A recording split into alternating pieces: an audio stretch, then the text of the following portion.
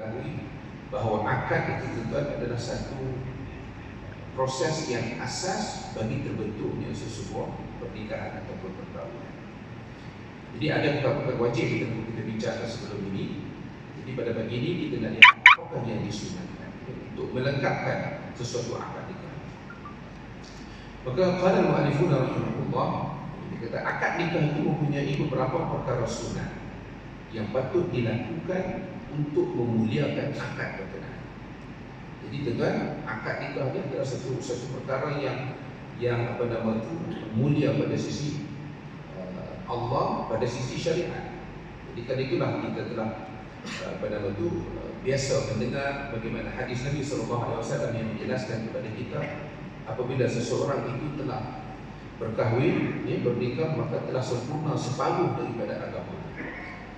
Maksud sempurna separuh ini tuan, padanya seseorang itu akan terpelihara daripada melakukan perkara-perkara maksiat. Di situ juga akan ada ruang untuk dia mendapat ganjaran yang besar pada sisi Allah Subhanahu Wa Taala. Ya, setiap usaha yang dilakukan oleh sama ada suami ataupun isteri untuk melaksanakan tanggungjawab mereka, hasil daripada pernikahan yang berlaku itu tuan akan mendatangkan ganjaran kebaikan mereka. Untuk mereka di akhirat dan juga kebaikan untuk mereka membina kebahagiaan hidup di dunia. Jadi kerana itulah akad nikah itu adalah suatu perkara yang mulia pada sisi syarak dan dia adalah amalan yang bersifat syar'i. Jadi kerana itulah tuan-tuan adalah tidak wajar sesuatu majlis di mana berlakunya akad nikah itu dicampuri dengan elemen-elemen yang ada unsur maksiat, kerana ia bercanggah dengan kedudukan akad nikah itu pada sisi syarak. Jadi di antara perkara yang disunatkan ialah yang pertamanya khutbah nikah sebelum akad diadakan. Ini benda biasa yang kita lihat tuan, adanya khutbah nikah. Dan khutbah itu disunatkan bagi pihak suami ataupun wakilnya. Dalilnya adalah hadis yang diriwayatkan daripada Abdullah bin Mas'ud radhiyallahu anhu secara mauquf dan juga marfu'. Ini adalah dua kategori dalam kriteria hadis, itulah mauquf dan juga marfu'. Marfu' ini maksudnya diangkat terus kepada Nabi tanpa disebutkan nama sahabat. Jadi dalam riwayat ini menyebut bahawa Nabi menyatakan apabila seseorang kamu ingin berkhutbah kerana sesuatu hajat seperti bernikah dan lain-lain, maka hendaklah dia berkata. Hadis itu tuan kalau kita tengok secara panjangnya, Nabi bercerita tentang mukaddimah untuk khutbah yang kita nak sampaikan. Yang biasa tuan dengar daripada ustaz-ustaz kita, permulaan sebelum kita berucap, bercakap dan sebagainya, maka Nabi menggalakkan kita memulakan dengan memuji Allah, kemudian berdoa memohon keampunan daripada Allah. Antaranya contoh yang tuan dengar yang saya bacakan di awal tadi, itu adalah mukaddimah kepada ucapan dan khutbah yang maksud, maknanya yang ada riwayat yang daripada Nabi SAW. Ya. Jadi maksudnya Nabi sebut di situ berkhutbahkan suatu hajat seperti bernikah. Ini maksudnya Nabi menyenaraikan bahawa di antara khutbah yang digalakkan itu adalah untuk bernikah. Jadi kan itu khutbah ni tuan, dia sama ada dibaca oleh juru nikah ataupun dibacakan sendiri oleh pengantin, disampaikan sendiri oleh pengantin. Dan dia tidak perlu biji macam mana yang biasa kita lihat. Dia boleh berlaku secara spontan dan sebagainya. Tapi yang penting dalam khutbah itu tujuannya adalah untuk memberi nasihat kepada pengantin, untuk memberi nasihat kepada pengantin itu sama ada lelaki ataupun perempuan, supaya mereka menjaga tanggungjawab masing-masing, dan juga memberi nasihat kepada orang yang hadir, kerana mereka juga tuan penting sebagai pihak yang akan membantu untuk mewujudkan rumah tangga yang harmoni bagi pasangan yang berkahwin tersebut. Okey, dan dikatakan hadis ini sebelum ini pernah dibincangkan dalam sunat-sunat khutbah dalam bab salat, khususnya solat Jumaat. Maka dimulakan dengan memuji Allah, selawat ke atas Nabi, berdoa sebagai segi permulaan kepada apa jua khutbah yang kita nak sampaikan. Bahkan kalau tuan-tuan masih ingat, dalam khutbah iaitu pertunangan, bila nak menyampaikan ucapan dalam pertunangan itu juga disunatkan untuk kita buat perkara yang sama. on top of pantun ini kita baca tuan-tuan, mulakan dahulu dengan Alhamdulillahirabbil alamin wassalatu wassalamu ala sayyidil mursalin dan seterusnya lah, pada mukadimah kepada khutbah. So itu yang pertama. Yang kedua ni disunatkan apa? Mendoakan kebaikan untuk kedua pengantin. Yang mana sunat mendoakan kebaikan untuk pengantin itu ketika majlis perkahwinan, walimah. Ya, kita akan bincang tentang sebab Nabi menggalakkan bahawa apabila berlakunya suatu pernikahan maka mesti ada majlis walimah. Sebab dalam bahasa Arab itu perkataan walimah itu bermaksud jamuan makan yang dibuat dengan tujuan untuk meraihkan pernikahan. Itu maksud walimah. Jadi Nabi kata awli walau bisyar, itu kita akan bincang kemudian nanti. Buatlah keduri walaupun dengan seekor kambing. Ya. Itu sebagai satu iklan, sebagai satu perisytiharan kepada pernikahan tersebut. Dan ketika mana berlakunya majlis perkahwinan itu, maka Nabi menggalakkan kita untuk mendoakan kebaikan kepada pasangan pengantin. Ini adalah berdasarkan kepada hadis yang diriwayatkan oleh Abu Hurairah radhiyallahu anhu, yang mana apabila Nabi SAW mahu mendoakan seseorang ketika berkahwin, maka baginda berkata, barakallahu laka wa baraka alayka wa jama'a bainakuma fi khair. Dalam kitab ini ditulis fil khair, tapi kalau kita baca dalam riwayat yang masyhur fi khair, tak ada alif. Tapi dua-dua wajah itu boleh dibaca. Cuma kalau fi khair ini dia lebih luas dari segi kebaikan yang kita doakan. Dan saya rasa benda ni ataupun doa ini dah biasa bagi kita semua. Bahkan ada yang jadikannya sebagai nasyid. Jadi tuan-tuan boleh doakan untuk mereka lah. Mana bila pergi berjumpa dengan pasangan pengantin, bersandar, doakan untuk mereka dengan doa yang disebutkan di sini. Cuma jangan menasyid kepada yang ikut juga ni. Barakallahu laka itu maksudnya semoga Allah memberkati untuk kamu, wa baraka alaika, semoga Allah memberkati ke atas kamu, wa jama'a bainakuma fi khair, dan semoga Allah menghimpunkan kamu berdua di dalam kebaikan. So, itu sunat yang kedua, berdoakan. Kemudian yang ketiga, menghebahkan akad nikah dan melahirkan kegembiraan dengan memukul gendang.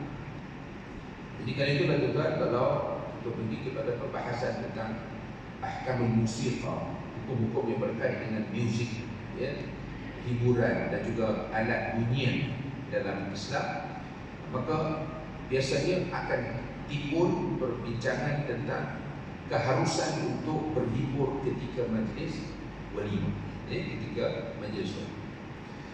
Jadi sini dia sebut tentang apa tuan? Yang disunatkan apabila berlakunya suatu pernikahan maka dihebahkan. Itu tujuan sebenarnya. Menghebahkan akad nikah supaya orang tahu, dan juga melahirkan kegembiraan, menzahirkan kegembiraan kita. Sebab saya tadi kan membaca dalam surah Al-Duha itu, di penghujungnya Allah kata apa? Wa amma bi ni'mati rabbika fahaddits.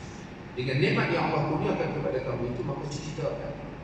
Cerita itu bukan dengan tujuan untuk berbangga, tetapi cerita itu dengan tujuan untuk menzahirkan kesyukuran, penghargaan terhadap apa yang Allah kurniakan. Jadi apabila Allah kurniakan suatu ikatan perkahwinan ataupun pembentukan rumah tangga, maka di antara tanda kesyukurannya ialah menzahirkan kegembiraan di atas ikatan pernikahan tersebut. Karena itulah dianjurkan untuk kita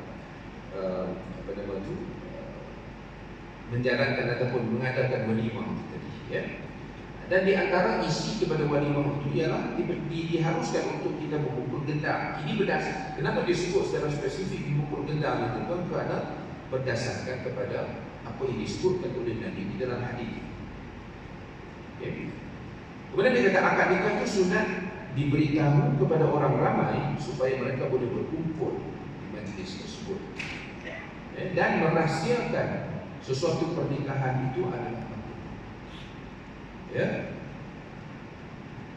maknanya tidak digalakkan. Sebab apa tuan? Dia boleh menimbulkan fitnah. Islam manusia dia mudah saja.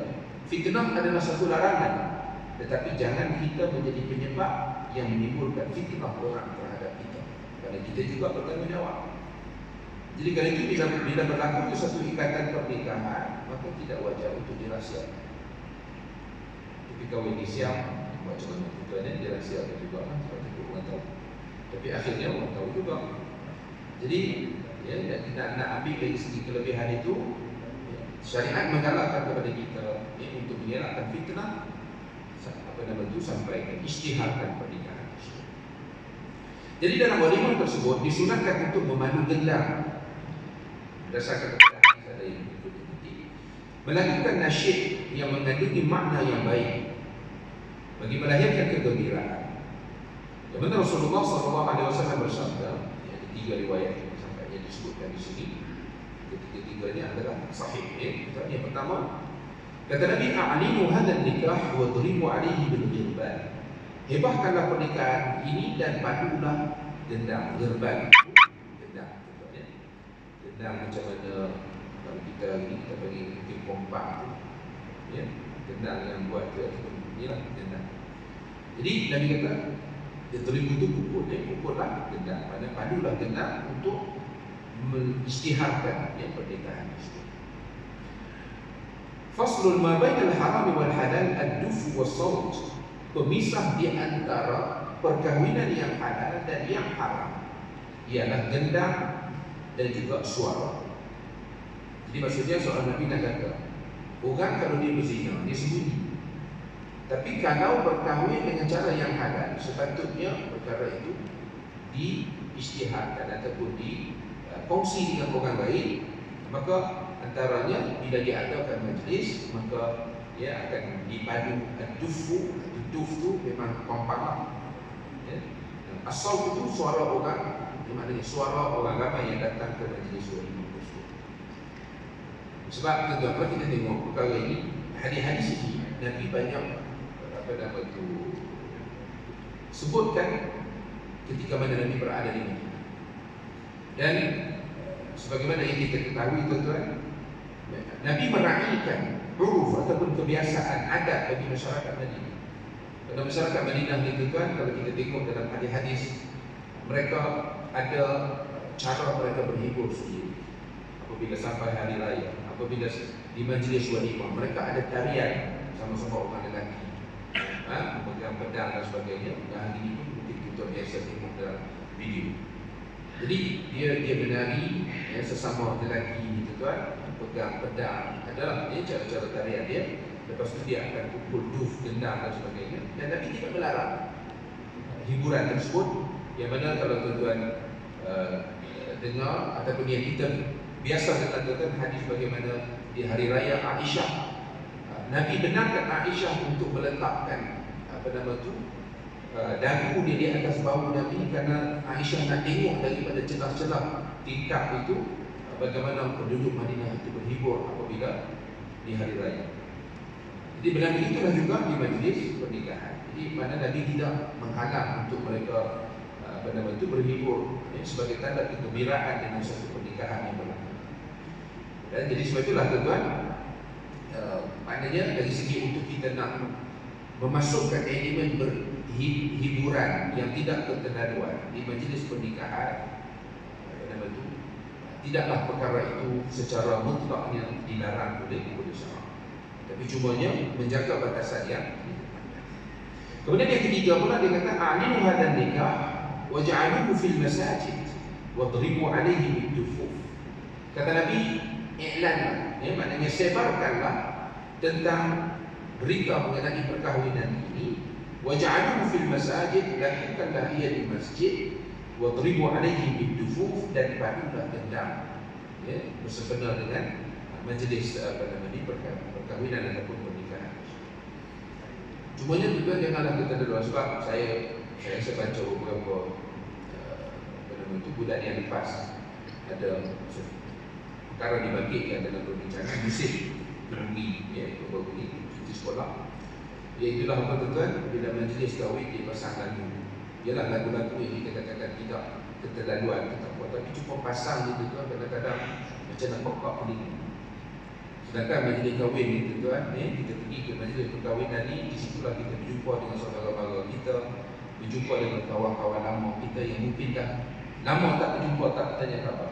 Jadi biasanya nak sembang, nak tahu apa cerita dia dan sebagainya. Tapi disebabkan lagu yang macam pekak telinga ni tuan, tak boleh nak bertanya apa. Jadi ya, kalau untuk yang terlibat dalam melaksanakan majlis-majlis pernikahan, walimah dan sebagainya, ya, ambil kira lah perkara yang dibangkitkan di situ. Kita kata nak berhibur tadi bukan secara mutlak dilarang, tetapi ambil kira dari segi batasan syarak, kemudian yang keduanya ialah dari segi uruf dan kebiasaan masyarakat. Dan kita juga disunatkan untuk menzahirkan kegembiraan dan keseronokan dan berhibur dengan hiburan yang berakhlak dan jauh daripada dosa. Dalam satu riwayat yang terdapat di dalam Sahih Bukhari yang menyatakan bahawa riwayat daripada Aisyah bahawa beliau menghantar seorang pengantin perempuan kepada pengantin lelaki daripada golongan Ansar. Jadi maksudnya ada seorang perempuan dikahwin dengan lelaki Ansar, jadi Aisyah yang menjadi anggota rombongan pergi hantar perempuan itu ke rumah pengantin lelaki. Dan Nabi SAW bertanya, wahai Aisyah, tidak ada hiburan kan? Sesungguhnya orang Ansar sukakan hiburan. Jadi Nabi tanya kepada Aisyah, sewaktu kamu pergi hantar, mana dan kamu bersama rombongan pergi hantar pengantin perempuan itu, tak ada hiburan kan? Jadi maksudnya bila Nabi tanya begitu kepada Aisyah, bermaksud apa tuan? Bermaksud Nabi tahu bahawa penduduk Ansar pada orang Madinah ini adalah masyarakat yang mereka ada elemen hiburan dalam kehidupan mereka pada keadaan-keadaan tertentu.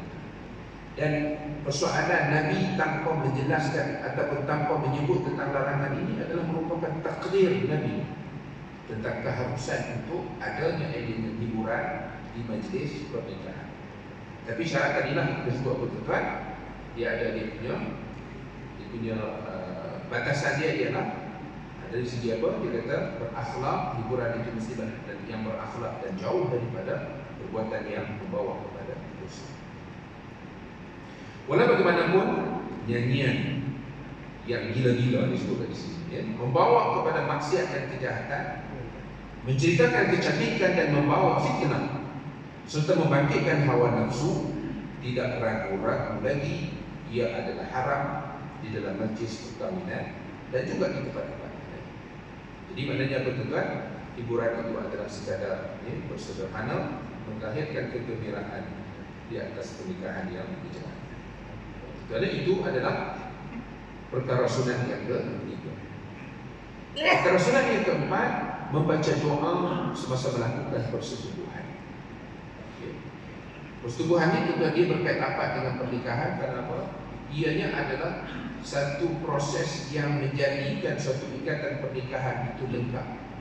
Ini saya rasa kita dah bincang tentang perkara ini ketika mana kita bincang mengenai takrif ataupun definisi kepada pernikahan itu.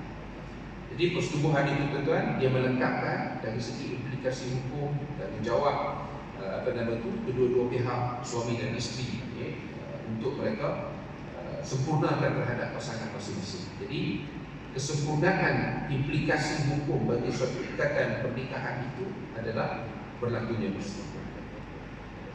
Suami disunatkan untuk membaca doa semasa bersetubuh dengan isterinya ataupun sewaktu berazam untuk bersetubuh. Jadi tuan-tuan ada doa dia. Jangan main redah macam itu saja. Doanya antara yang disebutkan ataupun yang maksud yang ada dalam riwayat diajar oleh Nabi kepada kita, Bismillah, Allahumma jannibna syaitan wa jannibish syaitana ma razaqtana. Dengan nama Allah, ya Allah, jauhkanlah kami daripada syaitan dan jauhkanlah syaitan daripada mimma razaqtana. Tu ma razaqtana tu apa yang engkau rezekikan kepada kami, maksudnya anak yang engkau mungkin berikan hasil daripada persetubuhan. Jadi maksudnya apa tuan? Dia doa ini adalah doa yang bersifat futuristik. Minta supaya Allah jauhkan anak yang mungkin dikurniakan, direzekikan daripada persetubuhan, daripada diganggu oleh syaitan.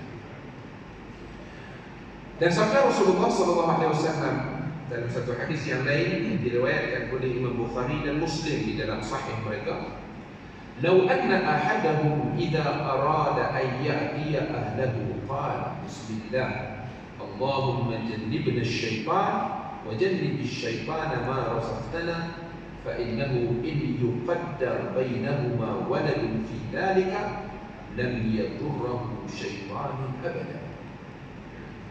Dia lebih sama macam doa tadi juga kan tadi, tapi cuma ini adalah riwayat yang lengkap. Kata Nabi, jika seseorang itu ingin menyetubuhi isterinya, maka hendaklah dia berkata, berdoa, Bismillah, dengan nama Allah. Allahumma jannibna syaitan, ya Allah jauhkanlah kami daripada syaitan. Wa jannib syaitana ma razaqtana, dan jauhkanlah syaitan daripada rezeki yang kau berikan kepada kami. Fa innahu, kata Nabi, sekiranya ditakdirkan dia mendapat anak, bainahuma waladun fi dzalika, ditakdirkan untuk mereka berdua itu anak hasil daripada persetubuhan tersebut, lam yadurruhu syaitanun abada, maka anak itu tidak akan dimudaratkan oleh mana-mana syaitan abada, selama-lamanya. Jadi tuan, ini adalah doa yang diajar oleh Nabi SAW kepada kita. Saya yakin kita semua hafal tadi ya. Masa dulu hafal rukun nikah dulu, hafal sekali dengan doa ni lah. Pada tekuk tu imam tadi. Okey, baik. So itu yang keempat, perkara yang disunatkan. Dan perkara yang kelima pula, kalau tadi tuan disebut tentang apa? Menghebahkan, kemudian menzahirkan kegembiraan. Yang kelima ni disebut mengadakan walimah itu sendiri. Ya, maknanya mengadakan keduri kahwin, dan ianya adalah perkara sunat. Dan dari segi perinciannya dinyatakan di sini, yang dikatakan walimah itu adalah perkataan yang berasal daripada perkataan al-walmu, yang bermaksud perjumpaan. Dan dinamakan sebagai walimah sebab apa dipanggil kenduri itu sebagai walimah? Kerana dia kata ianya adalah diadakan kerana pertemuan dua pengantin itu. Kerana bertemunya dua orang membina ikatan pernikahan, diadakan jamuan, maka kerana itulah dinamakan kenduri kahwin itu sebagai walimah. Ya, walimah. Dan maksud walimah yang disebutkan dari segi penggunaan masyarakat Arab secara khusus atau spesifik, jadi katakan walimah itu ialah makanan untuk kenduri kahwin, ataupun semua makanan yang dibuat untuk memanggil orang ataupun untuk selain. Jadi maksudnya disebutkan penggunaan spesifik yang tepatnya, sebab bahasa Arab itu dia adalah bahasa yang detail. Kenduri untuk kahwin istilah itu sendiri. Kenduri untuk rumah baru ada istilah dia sendiri. Kenduri untuk anak baru itu kita panggil aqiqah. Jadi aqiqah itu maksudnya kenduri untuk dapat anak baru. Walimah kenduri untuk kahwin. Wakirah kenduri untuk masuk rumah baru. Adalah itu punya detail dia juga ya. Dalam bahasa Arab dia ada istilah masing-masing untuk setiap bentuk kenduri yang kita buat. So itu dari segi maksud tadi. Dari segi hukumnya pula ialah dia kata walimah ini adalah sunat muakkad, kerana ia adalah perbuatan yang sabit daripada hadis Nabi SAW, sama ada secara perkataan ataupun perbuatan. Jadi maknanya dari segi galakan untuk mengadakan walimah ini adalah berbentuk perkataan, mana Nabi suruh secara lisan, dan juga perbuatan itu maksudnya Nabi juga apabila Nabi berkahwin, ya, maka Nabi akan panggil para sahabat untuk makan di rumah, maknanya untuk mengadakan walimah. Maka di antara hadis-hadis yang berkait disebutkan di sini dengan maksud saja, dikata yang pertamanya hadis diriwayatkan oleh Imam Bukhari. Nabi SAW mengadakan walimah sempurna perkahwinannya dengan seorang isterinya dengan 2 cupah bali. Itu tu boleh bayangkanlah 2 cupah bali saja Nabi buat kenduri untuk panggil sahabat makan di rumah dia sebagai tanda kesyukuran di atas perkahwinan dia. Yang kedua, Nabi SAW mengadakan walimah sempena perkahwinan baginda dengan Safiyah bin Huyai radhiyallahu anha dengan sawir. Sawir ini adalah sejenis makanan yang dibuat daripada tepung, al-qamah, tepung gandum dan juga bali. Dan juga Nabi jamu juga kurma pada walimah tersebut. Itu yang kedua. Yang ketiganya, sesungguhnya Nabi SAW mengadakan kenduri perkahwinannya dengan Zainab radhiyallahu anha dengan roti dan daging. Jadi maksudnya ini adalah apa? Riwayat, 3 riwayat yang menceritakan Nabi sendiri bila Nabi berkahwin, maka Nabi akan mengadakan walimah. Tapi bila kita lihat dalam ketiga-tiga riwayat itu, maksudnya sangat simpel. Dan baginda SAW juga bersabda kepada Abdul Rahman bin Auf radhiyallahu anhu. Kata Nabi kepada dia, "Aulim walau bisyar." Karena kalau kita tengok kepada asbab wurud kepada hadis ini, Abdul Rahman bin Auf datang jumpa dengan Nabi, beritahu kata dia dah berkahwin. Dan Nabi berkata kepada dia, hadis yang kita baca di sini, "Aulim walau bisyar." Ya, buatlah walimah walaupun hanya dengan seekor kambing. Maksudnya buat yang simple pun tak apa, tapi tujuannya adalah untuk yang pertama tadi kita sebut apa, ijtihad, dan yang keduanya adalah untuk menzahirkan kesyukuran. Dan para ulama mengatakan perbuatan dan perkataan Nabi SAW yang kita baca dalam riwayat-riwayat di atas tadi itu menunjukkan hukum walimah itu adalah sunat, maknanya sunat yang dituntut. Sebab Nabi bukan hanya cakap macam itu saja, tapi Nabi sendiri juga buat. Dari segi kadar walimah, dia kata kadar minimum bagi orang kaya ialah seekor kambing dan tidak ada kadar maksimum dalam mengadakan walimah. Jadi maksudnya apa tuan? Dia nak sebut di sini, bagi orang yang mampu, minimum untuk dia buat walimah adalah seekor kambing, mengambil kepada hadis yang Nabi sebut kepada Abdul Rahman bin Auf. Jadi maksudnya kalau dia mampu, tapi sebenarnya ayam seekor dia tak jadi lah. Ya? Jadi ini adalah apa tuan? Kesimpulan fuqaha itu. Kalau kita tengok, itulah peranan fuqaha. Mereka baca nas-nas yang berkait, kemudian mereka akan buat kesimpulan daripada nas-nas berkenaan. Jadi mereka mengatakan, sebab Abdul Rahman bin Auf ni, kalau kita tengok, dia adalah orang yang berharta. Jadi bila datang jumpa Nabi, Nabi sebut kepada dia mengenai buat walimah walaupun hanya dengan seekor kambing. Jadi kalau itu yang mampu, at least kena seekor kambing. Tapi tidak ada kadar maksimum. Bagi orang miskin pula, kadarnya ialah makanan yang dia mampulah. Jangan membebankan diri untuk mengadakan walimah sehingga menimbulkan kemudaratan. Contohnya terpaksa berhutang, ya. Ada orang tuan kerana nak buat majlis walimah, buat financing, buat hutang dengan bank, sampai dapat 3 orang tu hutang masih tak ada bayar.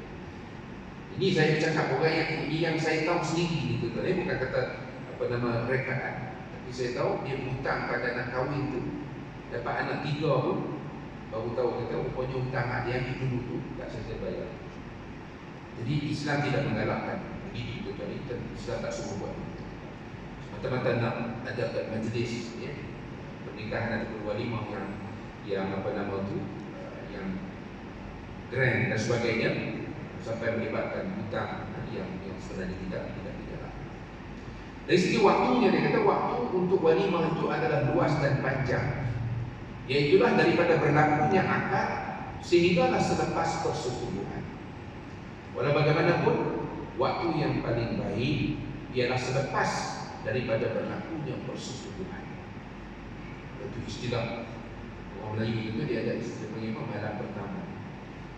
Sebab apa dia kata disunatkan ataupun waktu yang paling baik itu selepas persetubuhan?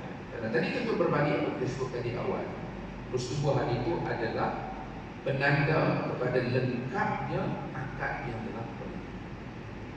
Jadi jika belum berlaku persetubuhan, akad itu mesti dianggap belum sempurna secara sepenuhnya.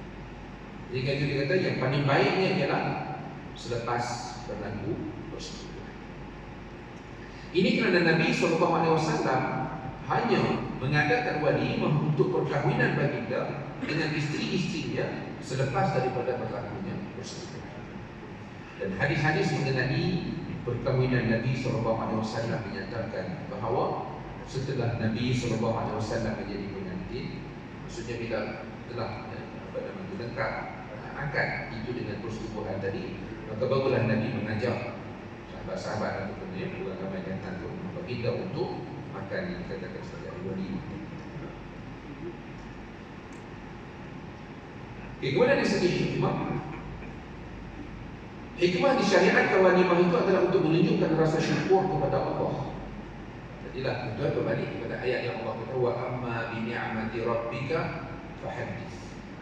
Dengan nikmat yang Allah kurniakan untuk kamu, Allah kata hadis itu zahirkan, ceritakan, ya, bukan dengan niat untuk berbangga, menunjuk dan sebagainya, tapi untuk menzahirkan kesyukuran. Jadi dia kata apa? Dalam walimah ni kita menzahirkan kesyukuran kerana berjaya mengadakan perkahwinan, maksudnya berjaya dia satu akad pernikahan. Dan hikmat yang lain pula ialah manusia boleh berhimpun dan berjumpa pada waktu itu, dan tujuannya adalah untuk mengeratkan hubungan kasih sayang dan persaudaraan. Jadi tujuan kita menghadiri walimah adalah untuk mengeratkan hubungan kasih sayang, silaturahim. Ya, bukan kita datang untuk nak bergosip tentang pasangan pengantin, nak komen cantik ke tak cantik, tidak. Tujuannya adalah untuk menumpuhkan silaturahim sesuatu. Dan walimah juga diadakan untuk menghebohkan kepada orang ramai mengenai ikatan yang sebelumnya itu mungkin rahsia atau tidak diketahui. Dan pemberitahuan ini dapat menzahirkan perbezaan di antara perkahwinan yang syar'i dengan penzinaan yang dilarang. Inilah kita sebut tentang zina ini biasanya orang akan sembunyikan. Jadi pernikahan yang sah itu akan diraihkan, ini akan dikongsi dengan keluarga. Kemudian tuan tentang hukum untuk menghadiri pernikahan majlis walimah ini. Menghadiri majlis walimah menjadi fardu ain kepada orang yang dijemput. Ini bahkan dibincangkan tuan tentang berkait dengan hukum kalau kita bincang bab puasa sunat. Orang yang dijemput untuk menghadiri walimah, maka tuan dia boleh berbuka puasa sunat. Ya, bahkan kalau dia kena berbuka tuan kalau kata dia cuma dia dia ada khilaf di situ, dia ada wajib hadir. Cuma dia nak buka puasa atau tidak, itu ada khilaf. Ya, kerana dia boleh hadir tanpa makan. Tapi hadir itu adalah wajib sekiranya dia tidak ada apa-apa keuzuran syarak. Okey. Jadi dia kata, maknanya fardu ain itu maksudnya wajib kepada orang yang dijemput. Dalilnya adalah sabda Nabi sallallahu alaihi wasallam, "Idza du'iya ahadukum ila al-walimah falyatiha." Apabila seseorang daripada kamu dijemput ke majlis walimah, maka hendaklah dia hadir. Maka ulama buat kesimpulan, al-amru, suruhan, bila Nabi kata falyatiha, hendaklah dia hadir, maka al-amru, perintah dalam hadis ini adalah bersifat wajib. Wa man lam yujib ad-da'wata faqad 'asa Allah wa rasulahu. Sesiapa yang tidak memenuhi jemputan, maka sesungguhnya dia telah mengingkari Allah dan Rasul. Jadi hadis ini tuan adalah riwayat Muslim dan ianya adalah sahih daripada Abu Hurairah radhiyallahu anhu. Nabi kata siapa yang tidak memenuhi jemputan tanpa qaul. Maknanya di sini dapat uzur yang syar'i. Kalau sakit tak apalah. Ataupun dia ada perkara-perkara yang lebih wajib ataupun yang lebih penting untuk dia tak dapat memenuhi. Bahkan sebagian ulama mengatakan kalau tak dapat nak penuhi sedangkan dia dijemput, kena maklumkan kepada orang yang menjemput dia. Ya. Sebab Nabi katakan di sini, orang yang tidak memenuhi jemputan itu faqad asallaha wa rasulahu, dia telah melakukan maksiat, maksudnya dia telah mengingkari Allah dan Rasul. Tetapi di sana ada syarat, ya, syarat yang meletakkan seseorang itu pada situasi wajib untuk menghadiri walimah. Yang mana dikata para ulama meletakkan beberapa syarat untuk menjadikan kehadiran ke walimah itu hukumnya adalah wajib. Antaranya, yang pertama, walimah tidak dikhususkan kepada orang-orang kaya saja. Jika dikhususkan kepada orang-orang kaya sahaja, maka tidak wajib untuk kita menghadiri. Apa alasannya ataupun apa dalilnya? Sabda Nabi SAW diriwayatkan oleh Imam Muslim daripada Abu Hurairah. Kata Nabi, "Bi'sa ta'amu ta'amul walimah yud'a ilaihi al-aghniya wa yutraku al-masakin. Faman lam ya'ti ad-da'wata faqad asallaha wa rasulahu." Kata Nabi, seburuk-buruk makanan itu adalah makanan walimah, maksudnya makanan yang dihidangkan dalam majlis kenduri kahwin. Yud'a ilaihi al-aghniya, yang dijemput hanya orang-orang kaya sahaja.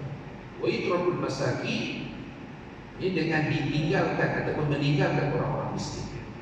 Jadi Nabi sifatkan majlis walimah yang hanya menjemput orang kaya tetapi meninggalkan orang miskin itu sebagai bi'sa ta'am. Dia adalah seburuk-buruk hidangan ataupun makanan.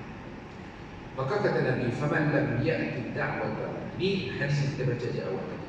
Sesiapa yang tidak memenuhi jemputan, maka dia telah mengingkari Allah dan Rasul, mendurhakai Allah dan Rasul.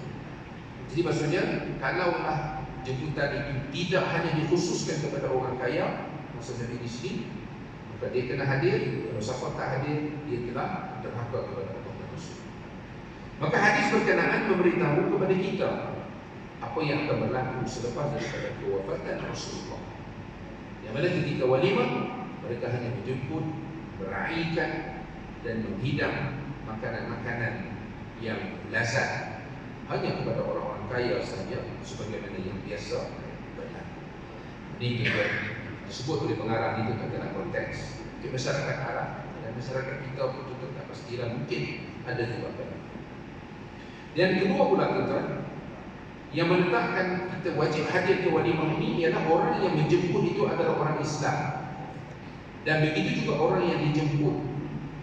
Maka sekiranya sebaliknya, maksudnya mungkin jiran tetangga kita yang bukan Islam jemput untuk kita hadir majlis perkahwinan anaknya dan sebagainya, yang mana dia sediakan makanan yang halal dan sebagainya, ya, jadi dalam situasi tersebut dia jemputan itu tidak meletakkan kita dalam keadaan wajib untuk hadirlah, untuk orang, tapi untuk kita hadir bagi meraihkan, ya, apa nama itu, dan kemudian kita tahu bahawa makanan yang dihidangkan itu adalah makanan yang halal, maka tidak ada masalah untuk hadir.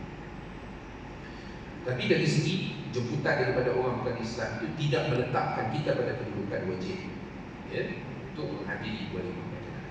Kemudian yang ketiga, hendaklah jemputan itu pada hari pertama.